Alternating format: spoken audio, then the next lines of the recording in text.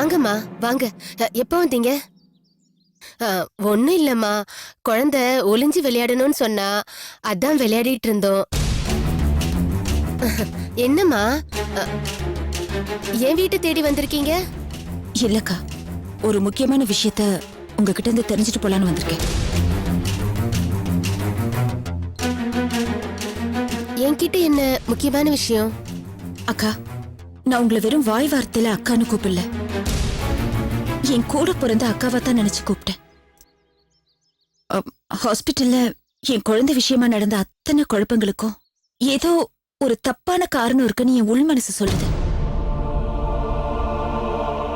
அது என்ன காரணம்னு நிச்சயமா உங்களுக்கு தெரிஞ்சிருக்கும். என்ன காரணம்னு என்கிட்ட சொல்லுங்கக்கா. என்ன காரணம்? எனக்கு ஒன்னும் புரியல. அக்கா, உங்களை நான் கெஞ்சி கேட்டுக்கிறேன், தயவு செஞ்சு மறைக்காதீங்க. நர்ஸுங்கிற வேலை ரொம்ப புனிதமான வேலை. நர்ஸ்ன்னு ரொம்ப சாதாரணமா சொல்லிடலாம். ஆனா செவிலி தாயின்னு தமிழ்ல சொல்லி பார்த்தா அதோட அர்த்தம் என்னன்னு தெளிவா புரியும். செவிலி தாய்னா இன்னொரு தாயின்னு அர்த்தம். நோயாளிங்க எந்த கண்டிஷன்ல இருந்தாலும், அவங்க எப்படியெல்லாம் இருந்தாலும், எந்த அருவருப்பும் இல்லாம சிரிச்ச முகத்தோட அவங்க முகம் கோணாம அவங்கள நல்லபடியா பராமரிக்கிற தாய் மனசு உங்களை மாதிரி நர்ஸுங்களை தவிர வேற யாருக்குமே கிடையாதுக்கா. அப்படிப்பட்ட புனிதமான தொழில் செஞ்சிட்டு இருக்கிற நீங்க நிச்சயமா என் மேல இறக்கப்படுவீங்கன்ற நம்பிக்கையில நான் இங்க வந்திருக்கேன். தயவு செஞ்சு என்னை ஏமாத்திடாதீங்கக்கா. எனக்கு நிச்சயமா தெரியுது, எனக்கு துரோகம் பண்ண நினைக்கிற யாரோ தான் ஹாஸ்பிட்டல்ல அவ்வளவு குழப்பத்தையும் உண்டு பண்ணிருக்காங்க. அது யாருன்னு கண்டிப்பா உங்களுக்கு தெரிஞ்சிருக்கும். ஆனா அதை என்கிட்ட உங்களால சொல்ல முடியல.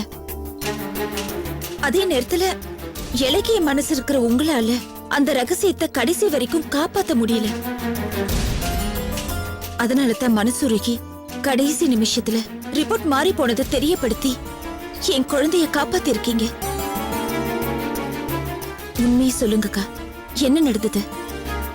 நான் உங்களை தேடி வரும்போது உங்க குழந்தை மேல சத்தியம் பண்ணியாவது உண்மையை தெரிஞ்சுக்கலான்னு வந்தேன். ஆனா இப்ப உங்க குழந்தையோட நிலைமையை பார்க்கும்போது எனக்கு எதுவுமே சொல்ல தோணல. சொல்லுங்கக்கா, என்ன நடந்ததுன்னு தயவு செஞ்சு உண்மையை சொல்லுங்க. போதுமா, போதும். இப்ப கூட நான் பொய் சத்தியம் பண்ணி என் குழந்தைக்கு எதுவும் ஆயிடக்கூடாதுன்னு நினைக்கிறேன். உனக்கு போய் நான் எவ்வளவு பெரிய கஷ்டத்தை கொடுக்க துணிஞ்சிட்டேன். அன்னைக்கு நீ என்ன மன்னிச்ச, கடவுள் என்ன மன்னிக்கவே மாட்டாருமா. நீங்க என்னக்கா எனக்கு கஷ்டத்தை கொடுத்துட்டீங்க? இல்லம்மா, நான் செய்யற வேலையோட புனிதத்தை புரிஞ்சுக்காம கேவலம் பணத்துக்காக ஆசைப்பட்டு நான் எவ்வளவு பெரிய மோசமான காரியத்தை செய்ய துணிஞ்சிட்டேன். எனக்கு ரொம்ப வெக்கமா இருக்கு. பணத்துக்காகயா? நீங்க என்னக்கா சொல்றீங்க? எனக்கு ஒண்ணுமே புரியல. நீ என்ன அக்கான்னு கூப்பிடாதம்மா, அந்த வார்த்தைக்கு நான் தகுதியே இல்லாதவ. அக்கா, ஏன்க்கா இப்படி பேசுறீங்க? தயவு செஞ்சு என்ன நடந்துச்சுன்னு சொல்லுங்க. சொல்றேம்மா, சொல்றேன்.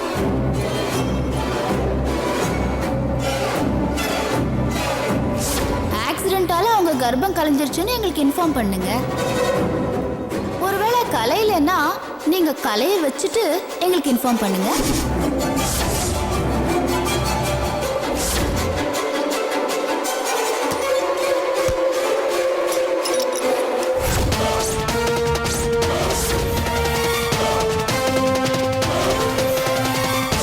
இன்னும் 1 மணி நேரத்துல உங்க திட்டம் நிறைவேற போகுது.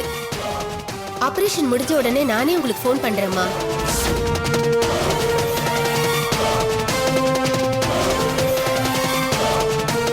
நம்ம குழந்தைக்கு ஆக்சிடென்ட் ஆயிடுச்சு கவிதா. நாம யாருக்கு என்ன பாவம் பண்ணணும் தெரியல கவிதா.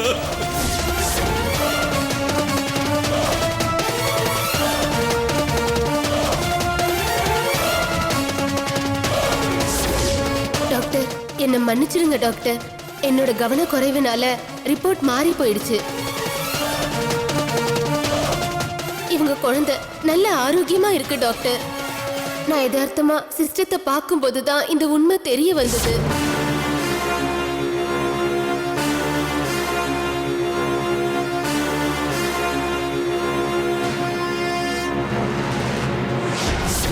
இந்தகம்மா உங்க பணம். இதுல இருந்து 1 ரூபாய் கூட நான் செலவு பண்ணல. இதுதாம்மா நடந்தது. நான் ஏதோ பணத்துக்காக ஆசைப்பட்டு தப்பு பண்ணிட்டேன். என்ன மன்னிச்சிருங்கம்மா. இனிமே எப்பவும் இந்த மாதிரி ஒரு தப்பை நான் பண்ணவே மாட்டேன். என் குழந்தைக்காக பண்ணிட்டேம்மா.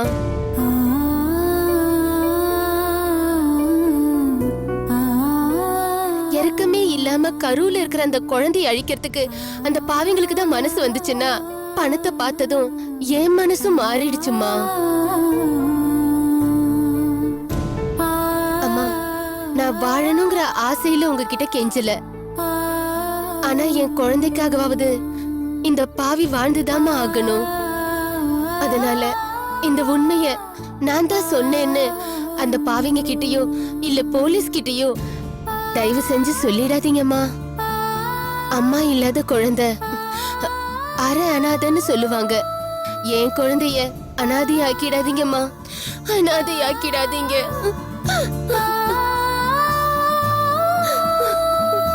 கவலைப்படாதீங்கக்கா. பணத்தாசைதான் உங்களை தப்பு பண்ண வச்சது. தப்பு பண்ணதை உணர்ந்துட்டீங்கல்ல, அப்பவே கடவுள் உங்களை மன்னிச்சிட்டாரு. நானும் உங்களை யாருக்கும் காட்டி கொடுக்க மாட்டேன்.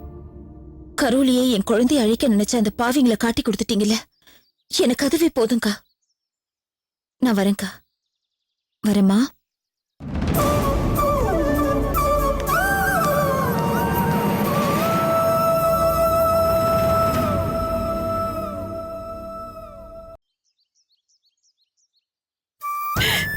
கடவுளே, நல்லவங்கெல்லாம் போட்டுன்னு செத்து போயிடுறாங்களே. வயித்துல வளர்ற குழந்தைய கொஞ்சம் கூட ஈவு இறக்கமே இல்லாம அழிக்கணும்னு நினைக்கிறாங்களே. இவங்களை எல்லாம் ஏன் இன்னும் கடவுள் உயிரோட விட்டு வச்சிருக்காருன்னு தெரியலையே.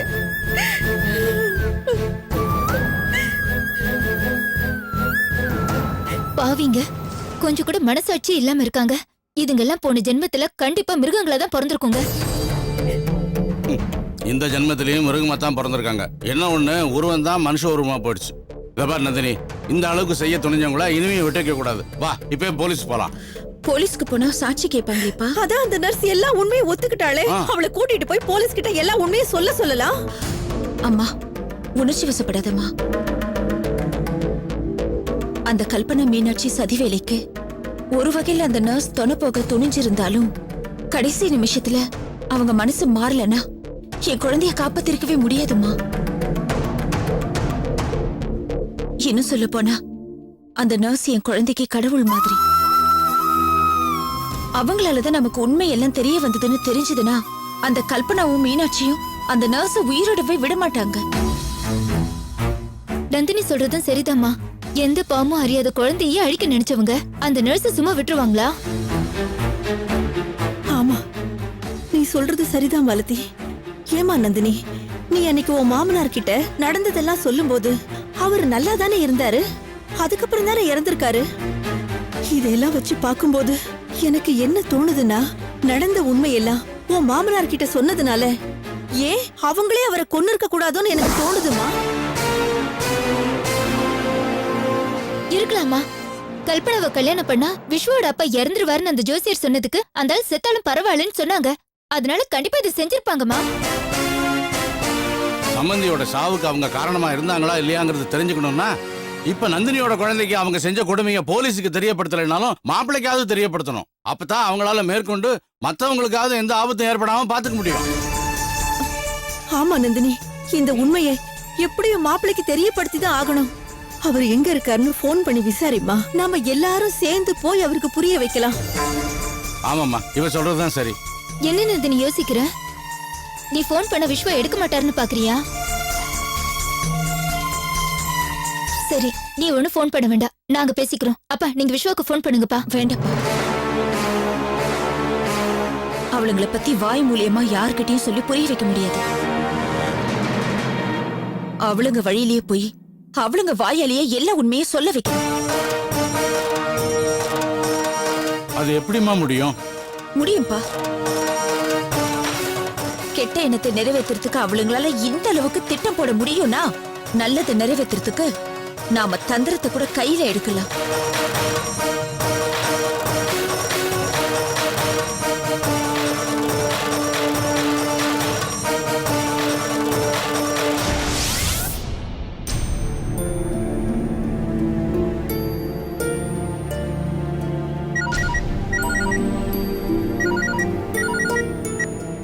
சொல்லுமா.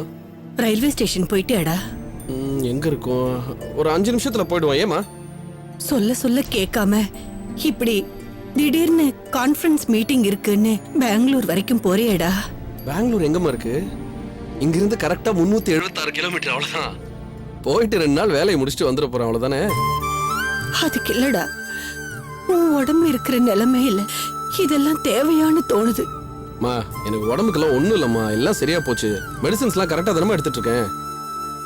ஏன் நீ தேவையெல்லாம் ஃபீல் பண்ணிட்டு இருக்க? 1000 தான் சொன்னாலும் என் மனசு கேட்க மாட்டேங்குது. நீ என் பக்கத்திலே இருந்தா எனக்கும் ஆறுதல், உனக்கும் ஆறுதல். கண்டிப்பா ஆறுதல் தான், அதெல்லாம் இல்லைன்னே சொல்லல. பட் ஒரு 2-3 நாள் தான். நான் வர வரைக்கும் எப்படியும் கல்பனா இருக்கா, அத்தை இருக்காங்க, அவங்க உன்னை நல்லா பாத்துப்பாங்க. சரியா?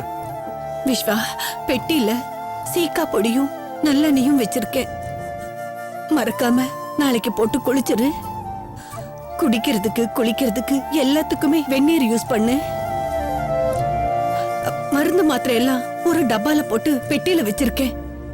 வேளா வேலைக்கு சாப்பிட்டுருடா, மறந்துடாத என்ன? சரி, மீட்டிங்கு அது இதுன்னு சாப்பிடாம உடம்பு கெடுத்துக்காத என்ன? நேரம் கிடைக்கும் போதெல்லாம் எனக்கு ஃபோன் பண்ணுடா. நான் வீட்ல இருந்து கிளம்புறதுக்குள்ள கிட்டத்தட்ட 100 தடவை இது எல்லாத்தையுமே சொல்லிட்டேம்மா. ஏன்டா அப்படி சொல்ற? நான் சொல்றது உனக்கு எரிச்சலா இருக்கா? ச்சே, என்னம்மா நீ 1000 தடவை சொன்னாலும் எனக்கு எரிச்சலா இருக்காது. மா, கோச்சு கதை சென்ட்ரல் வந்துருச்சு. நான் உனக்கு ட்ரெயின் ஏறிட்டு ஃபோன் பண்றேன். வச்சிட்டா? சரிடா. சரிம்மா.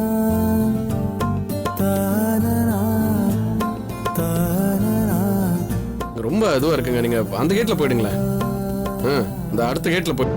அண்ணி, விஸ்வா ட்ரெயின் ஏறிட்டானாமா? இப்பதான் ஜங்ஷனுக்கு போயிட்டு இருக்கானா? ட்ரெயின் ஏறிட்டு கூப்பிடுறேன்னு கட் பண்ணிட்டான். அண்ணி, நீங்களே சொல்லுங்க, இன்னும் அவன் உடம்பு முழுசா குணமாகல. அப்படி இருக்கும்போது இந்த மீட்டிங் எல்லாம் அவனுக்கு தேவையா? அண்ணி, விஸ்வாவுக்கு எந்த பிரச்சனையும் வராது, விடுங்க அண்ணி. வேலை விஷயமா தானே போயிருக்கான்.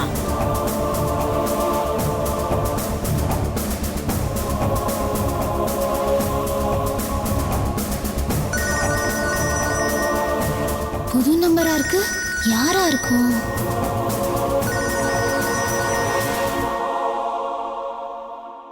ஹலோ, கல்பனா மேடமா? ஆமா, நீங்க யார் பேசுறது? மேடம், நான் தான் நர்ஸ் கவிதா பேசுறேன். கவிதாவா? நம்பர் மாறி இருக்கு. இது இன்னொரு நம்பர் மேடம். சரி, நீ எதுக்கு கால் பண்ற? எல்லாத்தையும் சொதப்பிட்டு பணத்தையும் திருப்பி கொடுத்துட்டல? இல்ல மேடம், அது விஷயமா தான் உங்களை நேர்ல சந்திச்சு பேசணும். என்னன்னு போன்லயே சொல்லு. போன்ல சொல்றதா இருந்தா சொல்லிட மாட்டேனா? இந்த விஷயத்த நேர்ல தான் மேடம் பேச முடியும். சரி, எங்க வரணும்னு சொல்லு. மாங்காடு கோயிலுக்கு பின்னாடி இருக்கிற தோப்புக்கு வந்துருங்க. ஓகே, இன்னும் 1 ஹவர்ல அங்க இருப்பேன். வச்சிடுறேன். Okay madam.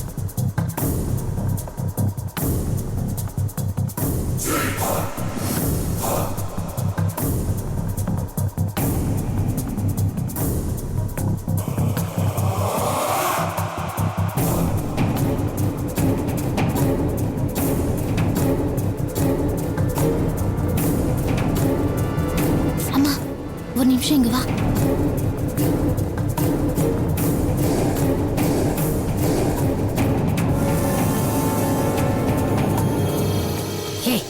என்ன கூப்பிட்ட? இங்க வா. அந்த நர்ஸ் கவிதா இருக்கால, அவ ஃபோன் பண்ணி ஏதோ முக்கியமான விஷயம் பேசணும்னு அர்ஜென்ட்டா வர சொன்னாமா. அவ என்னத்த முக்கியமான விஷயம் பேச போறா? அதான் எல்லாத்தையும் சொதப்பி விட்டுட்டாளே. தெரியலம்மா, ஒருவேளை அந்த நந்தினியோட குழந்தைய கலைக்கிறதுக்கு வேற ஏதாவது ரூட் கிடைச்சிருக்குமா என்னமோ. அப்படிங்கிற? சரி, அப்படின்னா வாடி, உடனே போலாம். அம்மா, நீ எங்க வர? விஸ்வா மாமாவும் வீட்ல இல்ல. இந்த நேரம் அத்தையும் தனியா வீட்ல விட்டுட்டு நம்ம 2 பேரும் வெளியில போனா அவங்களுக்கு சந்தேகம் வந்துடாதா? ஆமாண்டி, அதுவும் வாஸ்தவம் தான். சரிடி, நீ போய் பார்த்து என்ன விஷயம் என்ன இதுங்கறத எனக்கு உடனே ஃபோன் பண்ணி சொல்லு. உன் அத்தைக்காரி உன்னை எங்கன்னு கேட்டா நீ கோயிலுக்கு போயிருக்கிறதா சொல்லி சமாளிச்சுக்கிறேன். கிளம்பு போ. சரிம்மா, போயிட்டு வரேன். எதுக்கு கூப்பிட்டுருப்பாவோ?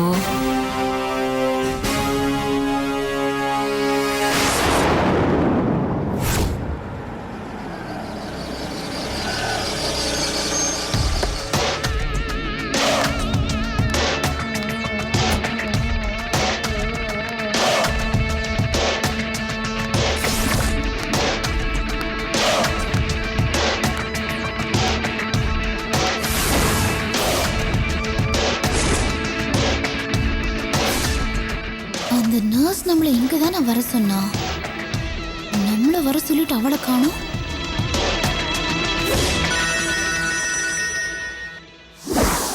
நீ சொன்ன இடத்துக்கு நான் வந்துட்டேன். நானும் இங்க தாண்டி இருக்கேன். யார் நீ? சாகடிக்க வந்த யமண்டி. என்ன உளற? கொஞ்சம் பின்னாடி திரும்பி பார்.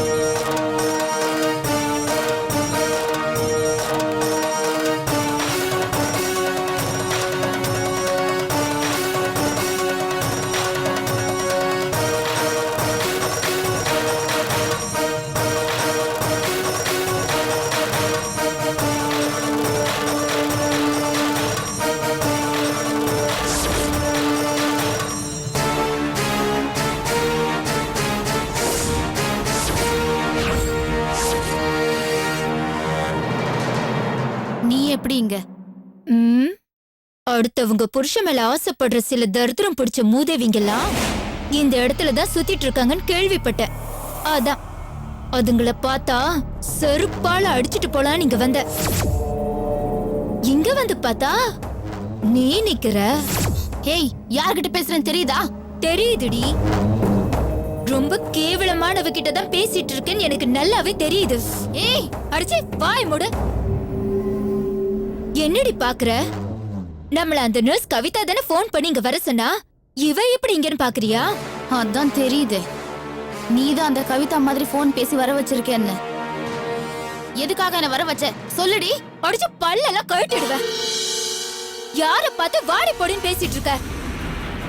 வெக்கமே இல்லாம என் தங்கச்சி புருஷன் மேல ஆசைப்பட்டது மட்டும் இல்லாம அந்த கேவலமான ஆசையை நிறைவேற்றிக்கிறதுக்காக உன் அம்மா கூட சேர்ந்து என் தங்கச்சியோட வாழ்க்கையை எப்படி எல்லாம் நாசம் பண்ண.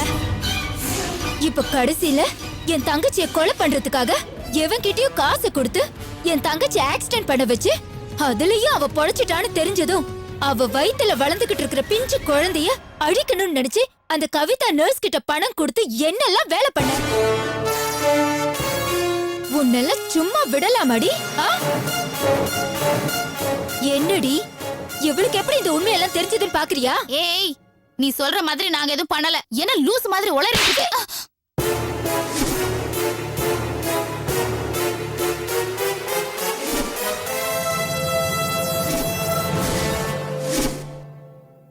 செய்யறதெல்லாம் செஞ்சுட்டு என்னை அடி லூசுன்ற. உன்னெல்லாம் உயிரோட விடுறதே தப்புடி. நீ உயிரோட இருந்தா உங்க அம்மாவோட சேர்ந்து என் தங்கச்சியோட வாழ்க்கைய குழி தோண்டி புதைச்சிடுவ. உன்னை என் கையால கொன்னு ஜெயிலுக்கு போனாலும் பரவாயில்லடி. என்னடி என் தங்கச்சியோட வாழ்க்கைய அழிக்கணும்னு நினைச்சல உன்னை உயிரோடவே விடக்கூடாது. அடுத்தவங்க குடும்பத்தை நாசப்பட நினைக்கிற உன்ன மாதிரி பொம்பளைங்கெல்லாம் உயிரோடவே இருக்க கூடாது. சாவுடி, சாவு. நீலாம் உயிரோடவே இருக்க கூடாது. முதல்ல உன்னை சாகடிக்கிறேன், அப்புறம் உன்னை சாகடிக்கிறேன்.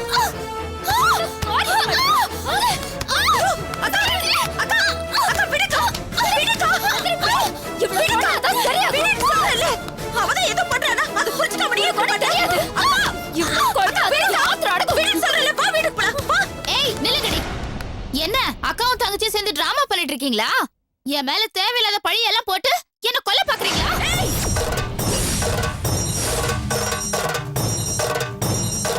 இதுக்கு மேல ஒரு வார்த்தை பேசுன பொண்ணு நான் சும்மா விட மாட்டேன். யார்டி உன் மேல பழி போடுறது? நீயும் உங்க அம்மாவும் பண்ண எல்லா சதி வேலையும் அந்த நர்ஸ் ஒண்ணு விடாம என்கிட்ட சொல்லிட்டாங்க.